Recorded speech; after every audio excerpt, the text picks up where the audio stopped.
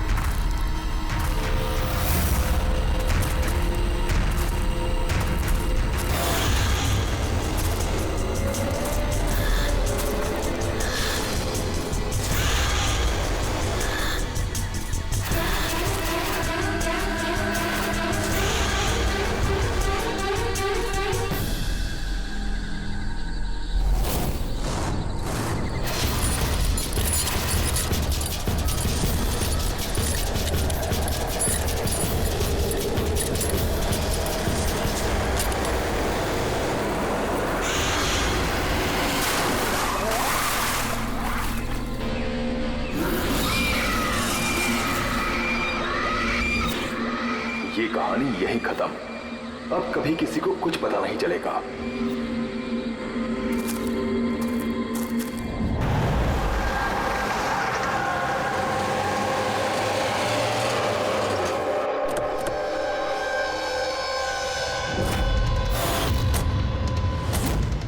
Guys hold on, हो क्या रहा है? कोई मुझे बताएगा?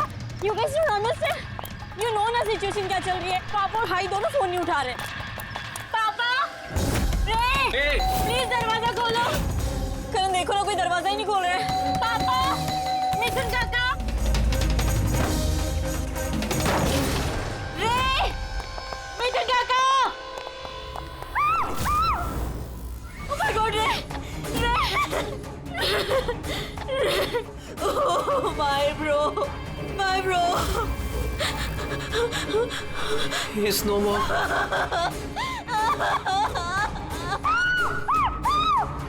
मिथुन काका,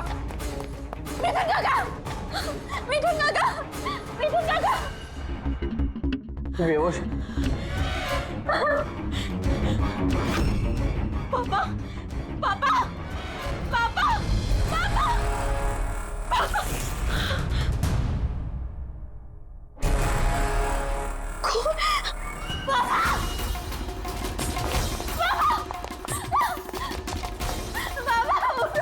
देखो ना जरा पापा को क्या।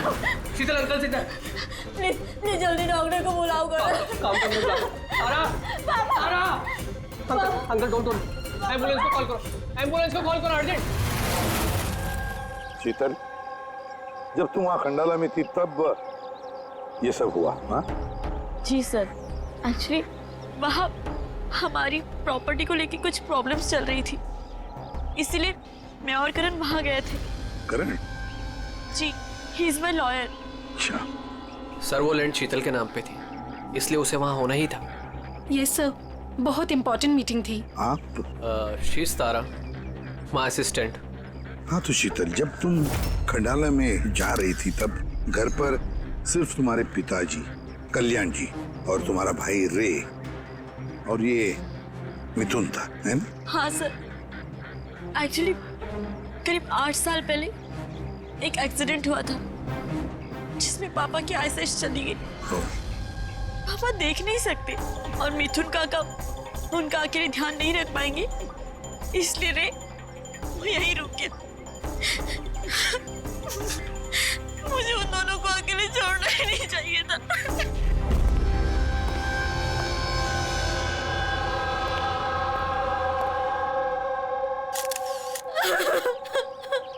शांत हो जाओ।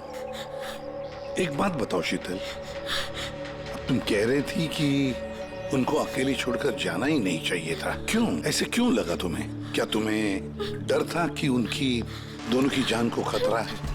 ऐसे कुछ होगा? नहीं सर, पर इतना जरूर पता था कि रे की उसके फ्रेंड्स के साथ ना कोई बड़ी प्रॉब्लम चल रही थी। फ्रेंड्स के साथ? और वो लोग एक दूसरे को ब्लैकमेल कर रहे थे किसी चीज को लेके।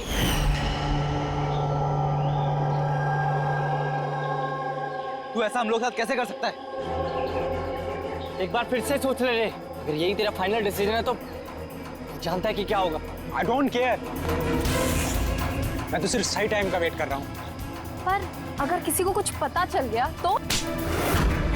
तुम पागल हो गई हो क्या? अगर तुम ऐसे बिहेव करती रहोगी तो श्योरली किसी ना किसी को तो डाउट हो ही जाएगा।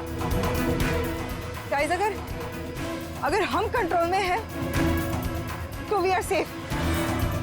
गाइस, तुम लोग अपना देख लो।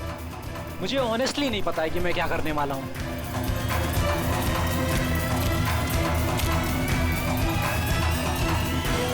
मुझे रे पे बिल्कुल भरोसा नहीं है। I can't trust him. अगर इसका मुंह खुला तो हम सब फंसेंगे। उससे पहले इसका मुंह बंद करना पड़ेगा। शीतल, जो भी तुम्हारे भाई के साथ हुआ उसका बहुत दुख होता है। I am so sorry. एक बार तुम्हारे पिताजी को होश आ जाए ना तो सारी बातें साफ हो जाएगी। वैसे मिथुन, कल रात तुम यहीं पर थे ना? क्या हुआ? क्या जरा ठीक से बताओ। शरीर पे कोई बड़ा घाव नहीं है, बस छोटी मोटी चोटें हैं, लेकिन हाँ फ्रैक्चर थोड़े ज्यादा है। समझ में नहीं आ रहा है इसकी मौत हुई कैसे? मैं अपना काम कर रहा था, अचानक लाइट चली गई और किसी ने मेरा मुंह बंद कर दिया। मैं बेहोश हो गया साहब। जब आँख खुली तो आप सामने थे। बाकी को कुछ याद नहीं आ रहा सर। ठीक है, रो मत। सर, मौत की वजह तो पोस्टमार्टम के बाद ही पता चलेगी। कुछ समझ में नहीं आ रहा है सर। जिसने भी खून किया है सोच समझ के किया है।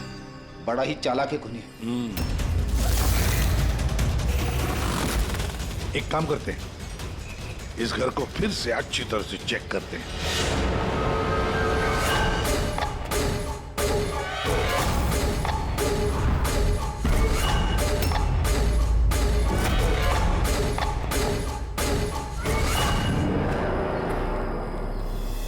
ग्लास तोड़कर अंदर घुसा है घर के अंदर।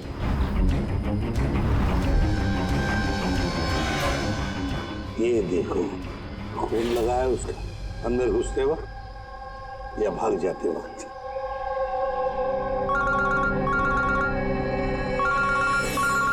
हेलो, एसीपी प्रद्युमन है।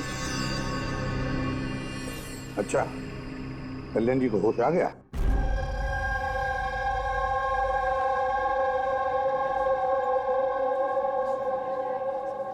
पापा, कल्याण जी, मैं सीआईडी से एसीपी प्रद्युमन। आप मुझे बता सकते हैं क्या हुआ? मैं अपने घर पर था। मुझे तो सिर्फ आवाजें सुनाई देती। रे जोर जोर से चिल्ला रहा था, चीजें यहाँ वहां फेंकी जा रही थी। बहुत शोर था, पता नहीं क्या क्या हो रहा था। और फिर सडनली बाएं हाथ से कोई भाग कर आया और उसने मुझे चाकू मार दिया, शायद बाएं हाथ से। और इससे पहले कि मैं रे को कुछ रे ठीक है? रे ठीक तो है? शीतल, शीतल, शीतल, तुम कुछ बोल क्यों नहीं रही? हे भगवान, हे भगवान। जो भी कुछ हुआ हम उसे बदल तो नहीं सकते, लेकिन जिसने भी आपकी बेटी की जान ली है उसे सजा दिलाने की पूरी कोशिश करेंगे। हाँ कल्याण जी, आपने कहा कि कोई बाएं साइड से आकर उसने आप पर चाकू का वार किया है, लेफ्ट हैंड साइड से। हाँ। ये कुछ खास बात याद आती है उस आदमी के बारे में? हाँ। हाँ, कोई खास बात? हाँ, वो जरूर लेफ्ट हैंडेड था। लेफ्ट हैंडेड था वो। ये आप कैसे कह सकते? सर, मुझे पता चल जाता है, मेरी सेंसेस बहुत स्ट्रांग है। उसने जब मुझ पे वार किया, मैंने उसका हाथ पकड़ लिया था और वो इतना स्ट्रांग था, वो जरूर लेफ्ट हैंडेड था सर, 100% लेफ्ट हैंडेड था। तो क्या डॉक्टर साहब, ये जो जख्म है इनके शरीर पर, वो वाकई किसी खब्बू आदमी ने बनाया? यस सर, घाव के निशानों के हिसाब से यही लगता है। चलो सर, कुछ तो सुराग लगा। हाँ, ये चारों के चारों दोस्त रे को धमका रहे थे। गड़बड़ है, कुछ न कुछ तो गड़बड़ जरूर है इन चारों में। तनिषा, अंकिता, विवान और सैम। उठाओ इन चारों को, उठाओ।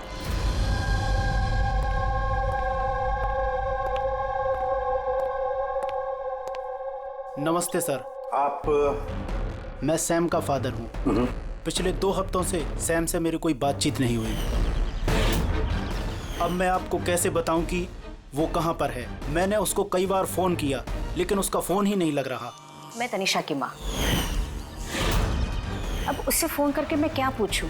ये तनिषा ने खुद मुझे कहा था कि वो अपनी हॉलीडे एक्सटेंड कर रही है, कुछ दिन वो फ्रांस में रहना चाहती है। और मैं अंकिता का भाई हूँ, जस्ट फॉर नेम सेक।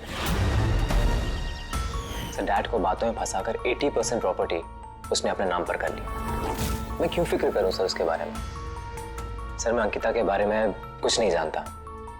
हाँ sir, what I just know is sir, वो 2 हफ्ते पहले दिल्ली गई हुई थी कुछ मार्शल आर्ट कैंप के लिए। जी सर, मैं विवान का फ्रेंड। उसके डैड के पास इतना पैसा है कि वो घूमता रहता है। होगा कहीं हॉलीडे पे। मतलब ये चारों पिछले 2 हफ्तों से शहर से बाहर है और आप में से कोई भी उनके टच में नहीं है। ठीक है, थैंक यू वेरी मच। आप लोग जा सकते हैं। अगर जरूरत पड़े तो आप लोगों को हम फिर से बुला लेंगे।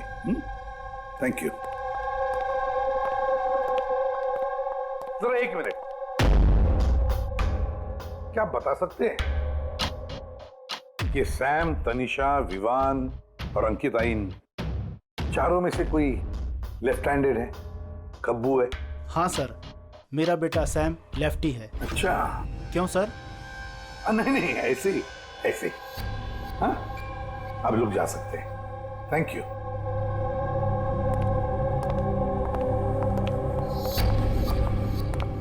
सर, कहीं ऐसा तो नहीं कि इन चारों ने मिलके रे को मार दिया हो सकता है सर, और उसी डर की वजह से ये चारों कहीं ना कहीं जाके छुप के बैठे होंगे। सर, ये चारों की लोकेशन का पता चल गया। सर, कल रात सैम, तनिषा, अंकिता और विवान, इन चारों की मोबाइल लोकेशंस शीतल के घर के 3 किलोमीटर के रेडियस में थी।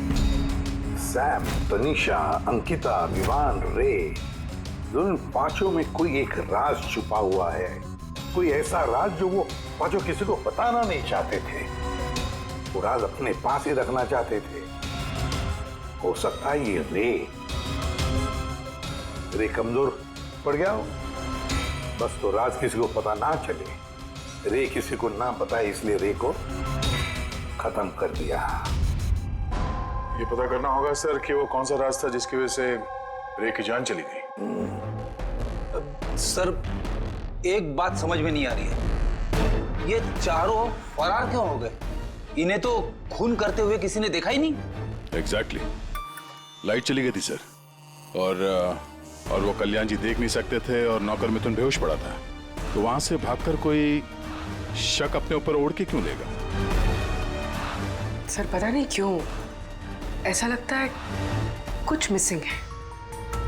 सर, ट्रेस करना शुरू करते हैं सर। अगर ये शहर से बाहर गए हैं तो किसी railway station, airport, bus station, hotel में तो गए होंगे, तो उनके क्रेडिट कार्ड और डेबिट कार्ड के डिटेल्स निकलवाते हैं। कहीं से भी हो, जहां से भी हो, इन चारों के लोकेशन के बारे में हमें इंफॉर्मेशन चाहिए, जल्द से जल्द। हाँ बोल सारुण क्या?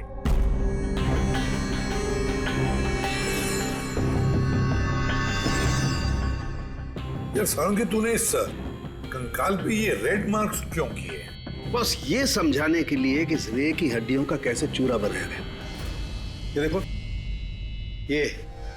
ये रे की हड्डियों का एक्सरे।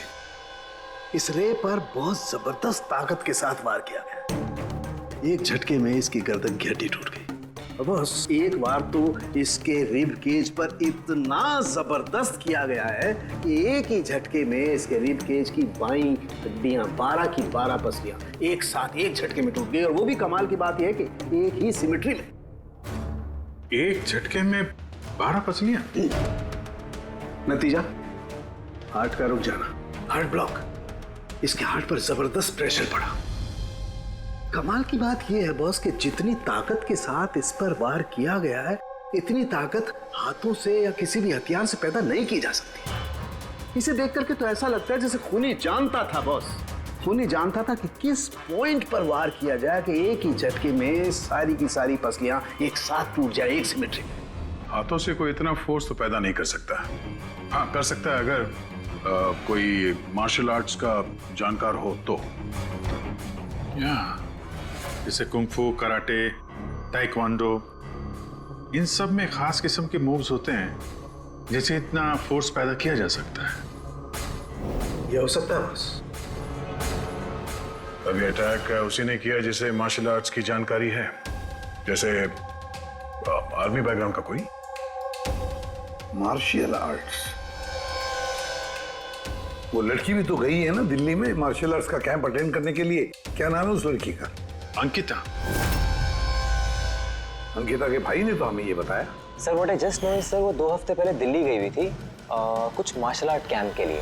और सर कत्ल की रात उसका फोन शीतल के घर के आसपास ही था।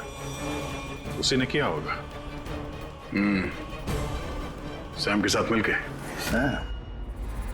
कल्याण जी पर जिसने भी चाकू का वार किया था वो आदमी खब्बू था, लेफ्ट हैंडेड। हाँ सर, मेरा बेटा सैम लेफ्टी है। ये हो सकता है क्योंकि शीतल के घर की जिस खिड़की पर से हमें वो ब्लड सैंपल मिला था, उसका डीएनए सैम के डैड के डीएनए के साथ मैच होता है। मतलब सैम वही था और अंकिता भी। बस अब हमें ये पता लगाना है कि ये सैम, तनीषा, अंकिता और विवान इस वक्त है कहां पर। अच्छा, आप कैब ड्राइवर, आप उस वक्त कहाँ थे?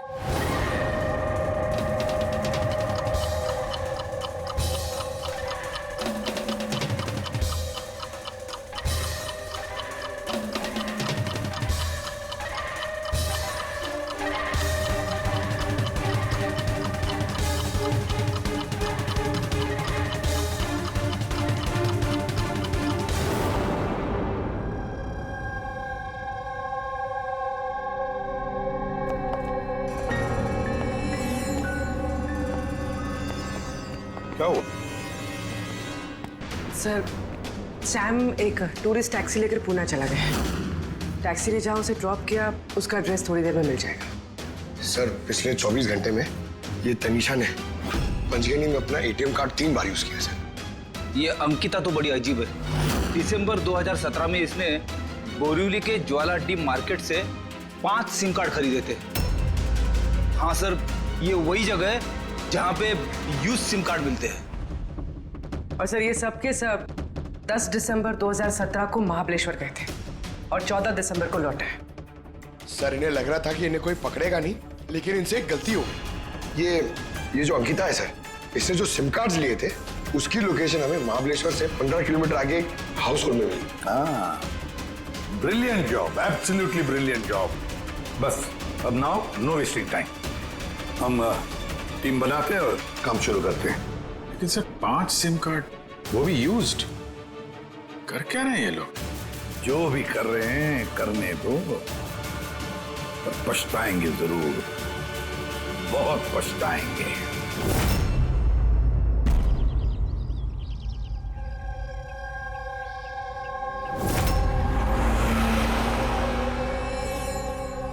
किसका फोन है? किसी विवान का है। विवान का कैसे हो सकता है? तुमने ठीक से सुना ना? अब उसने विवान कहा तो विवान ही होगा, मुझे क्या पता, आप बात करो। हेलो, कौन बोल रहा है? दूर। मैंने बोला था कि आज के बाद हम कांटेक्ट में नहीं आएंगे। तो कॉल क्यों किया? और तुझे पता कैसे चल रहा कि मैं यहाँ हूँ? ओके, तो वहीं रुक, मैं आ रहा हूँ।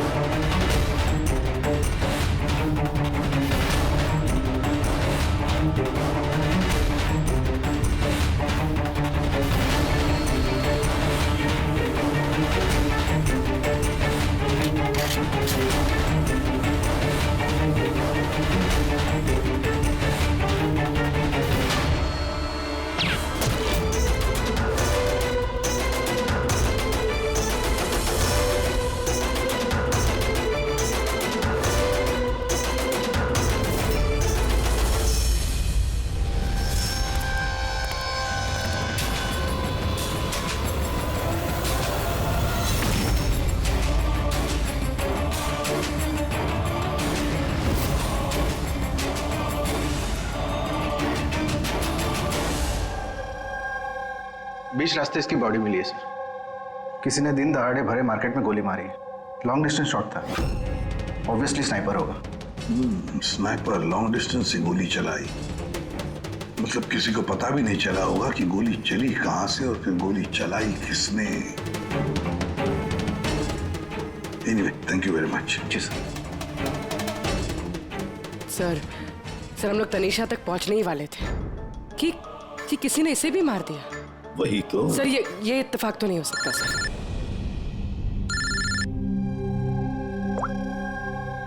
हेलो,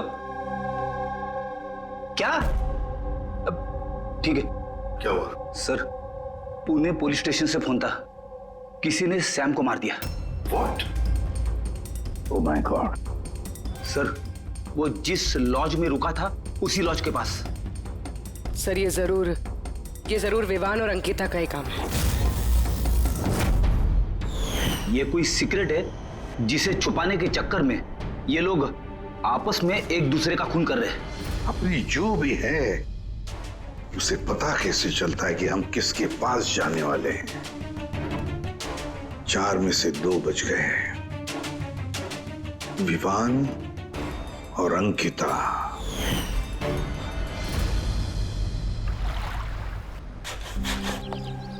सबसे तो नहीं, मैं अंकिता से मिला था, उससे बात हुई थी मेरी। अंकिता से? जी। यही थी वो? हाँ, ये वही लड़की है, इसी ने मुझे पेमेंट दिया था, 2 दिन के 20,000 रुपए। 2 दिन के 20,000 वो मान गए? ऐसी क्या इमरजेंसी थी?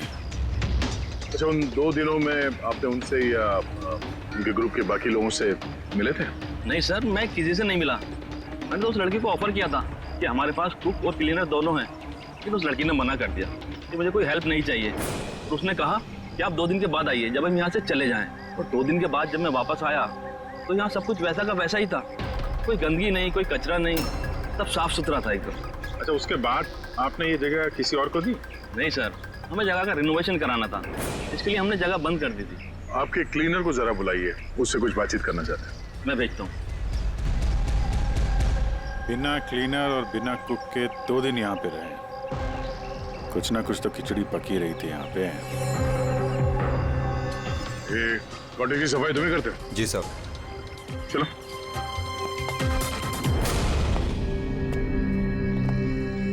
अच्छा, जब वो 5 लोग यहाँ से गए, उसके बाद जब तुमने यहाँ की साफ सफाई की तो कुछ मिला इधर उधर या कुछ अजीब लगा तुम्हें? नहीं सर, वो लोग तो बहुत अच्छे थे।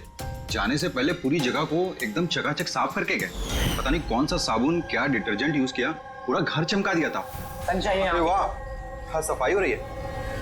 ये कौन सा डिटर्जेंट है मैडम जी? अरे कुछ नहीं, वो रात को पार्टी हुई थी ना तो ज्यादा गंदा हो गया है। तुम जाओ, हम कर लेंगे।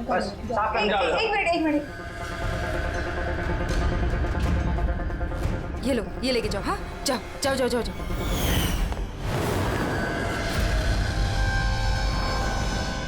बहुत महंगी है सर, मैंने तो पहनी नहीं कभी, वरना लोग कहते हैं चोरी की।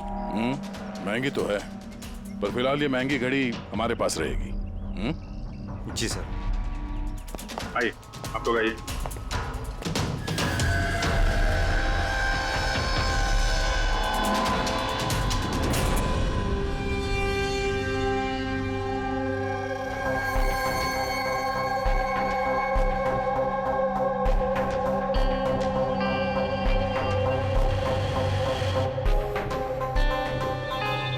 सर, सैम, तनीषा और रे तीनों का तो मर्डर हो गया है।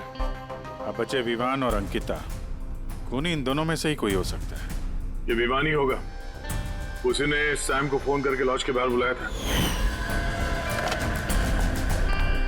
तो जो भी हो, उसे पता कैसे चलता कि हम कहाँ जाने वाले हैं, और जब भी हम वहां पहुंचते तो उससे पहले ही वो वहां पहुंचकर फोन करके निकल जाता है। सैम किस लॉज में ठहरा है और तनीषा रोड पर कहां मिलेगी, ये सारी इंफॉर्मेशन तो हमारे पास थी ना, उन तक कैसे पहुंची?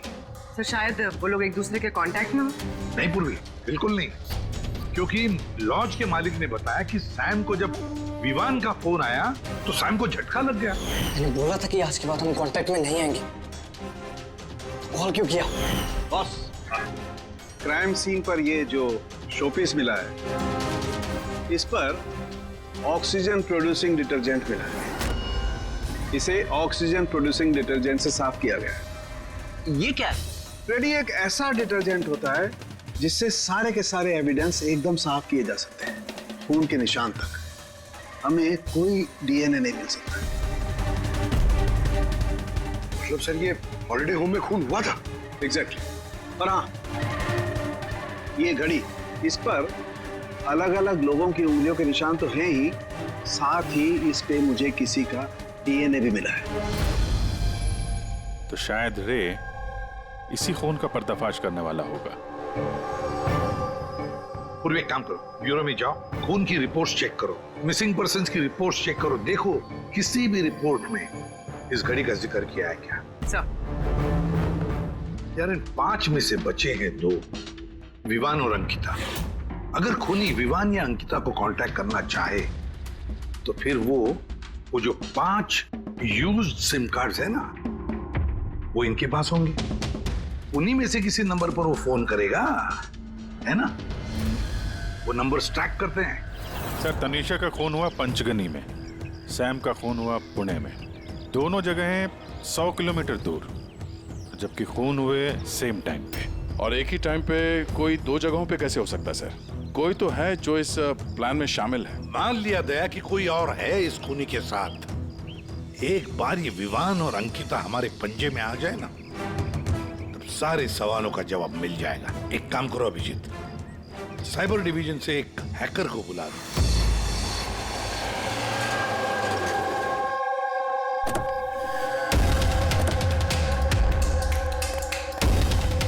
इसमें पूरे पैसे है ना?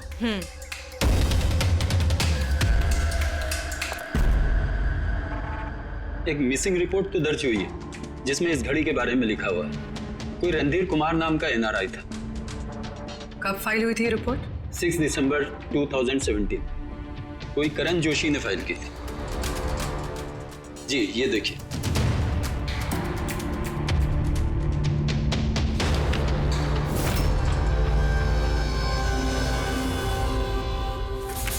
Thank you.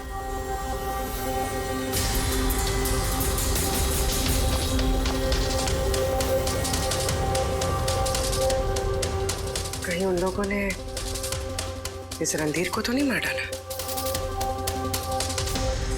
और कहीं ये करण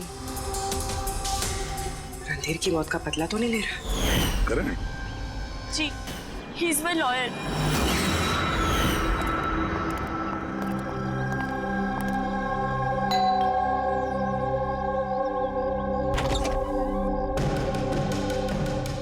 good to see you. I hope इसमें पैसे पूरे हो गए। हाँ पूरे पैसे हैं। आओ अंदर। देखो हम लोग जहाँ भी जाते हैं उससे पहले खुनी को कैसे पता चल जाता है? मे बी आप लोगों की लोकेशन कोई ट्रैक कर रहा था। You mean GPS tracker? जी। Cell phone? Yes sir. एक काम करो, जरा हमारे सेल फोन चेक करो।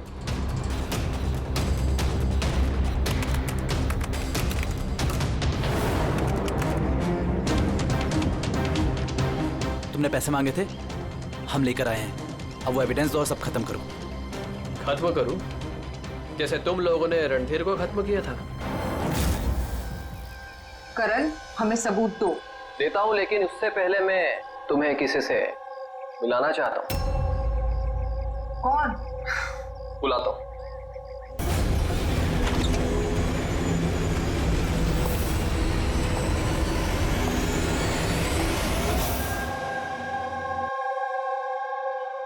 सर देखिए, आप लोगों के फोन हैक्ड हैं। व्हाट? हैक्ड? पर कैसे? आपके फोन में हिडन स्पाईवेयर है जिससे आपके सारे ईमेल्स, कॉल, मैसेजेस, सब चीजों को ट्रैक किया जा रहा था। लेकिन हमारे फोन हैक कौन कर सकता है और कब किए होंगे? फोन तो ज्यादातर हमारे साथ ही रहते हैं। एक minute Abhijeet, I see you. हमारे फोन्स को उसी वक्त उसने हैक किया। और अभिजीत सर, दया सर, आप दोनों के फोन को शायद उसने एसीपी सर के फोन से हैक कर दिया होगा।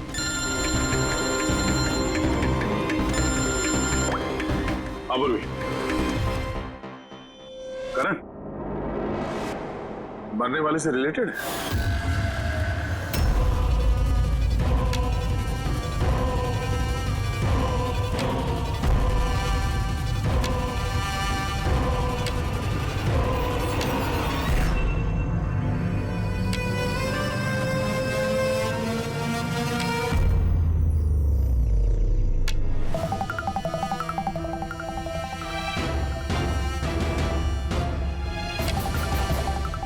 जो सजा रणधीर तुम लोगों को देने वाला था, अब हम तुम्हें देंगे। जैसे सैम,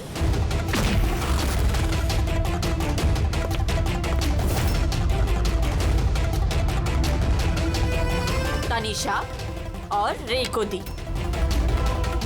अब तुम दोनों की बारी है। तभी रणधीर की आत्मा को शांति मिलेगी। इसी घर में मारा था ना तुमने रणधीर को?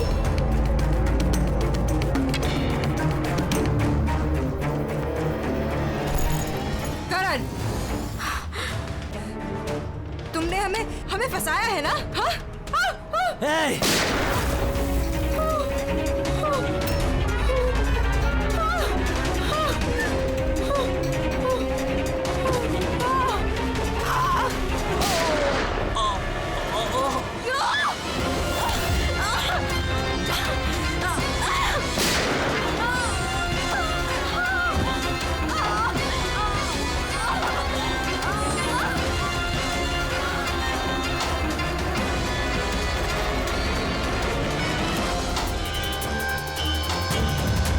तुम्हें क्या मालूम?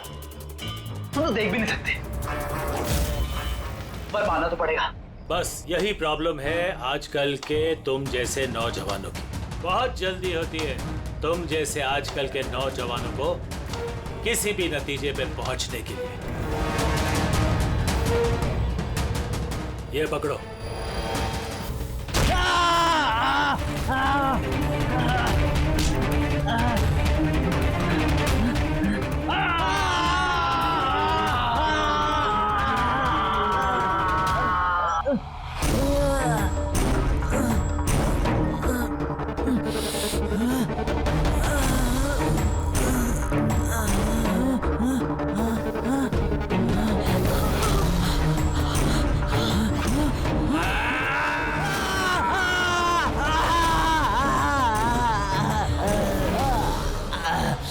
शीता बेटा, तुम ठीक तो?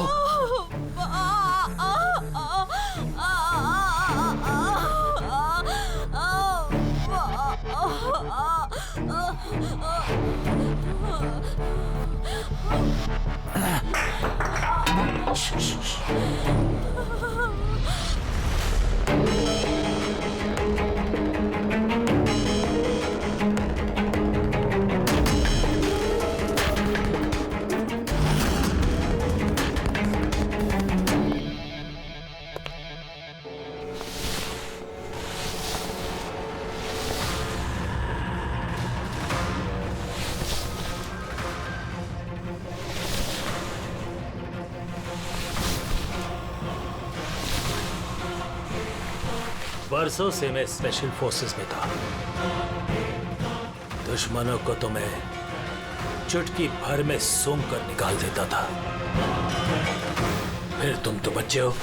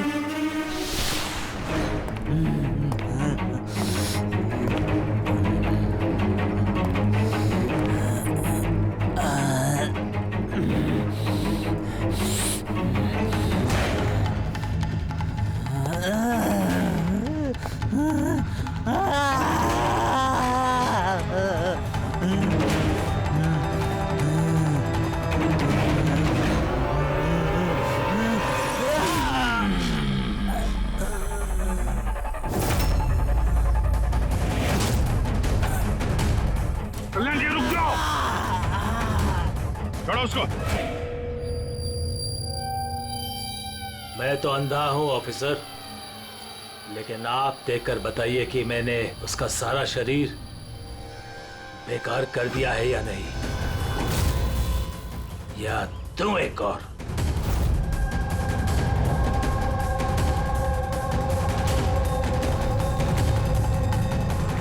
शीतल, रणधीर तुम्हारा भाई था और कल्याण जी रणधीर तुम्हारा बेटा है ना।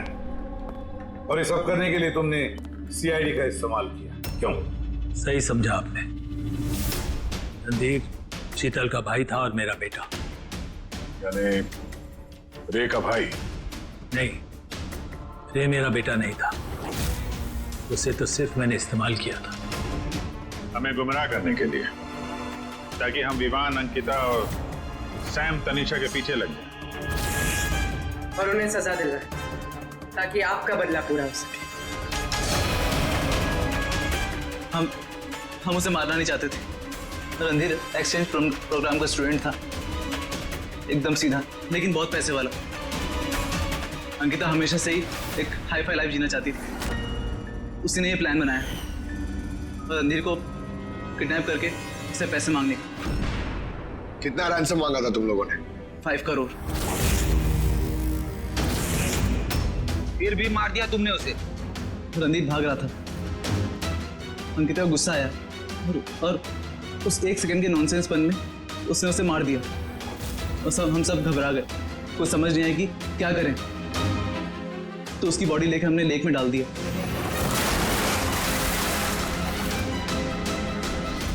रे को ये बात हजम नहीं हुई है और यहीं पर तुम्हारा प्लान गड़बड़ हो गया। सर, वो रणधीर की इंडिया में सारी रिस्पॉन्सिबिलिटी मेरी थी। कल्याण अंकल और शीतल तो न्यूयॉर्क में थे, लेकिन रणधीर का केयरटेकर मैं यहाँ था। इन लोगों को पैसा देने के बाद भी इन्होंने रणधीर को नहीं छोड़ा, मार दिया। तो मैं घबरा गया, मुझे कुछ समझ नहीं आया। फिर एक दिन रे का कॉल आया।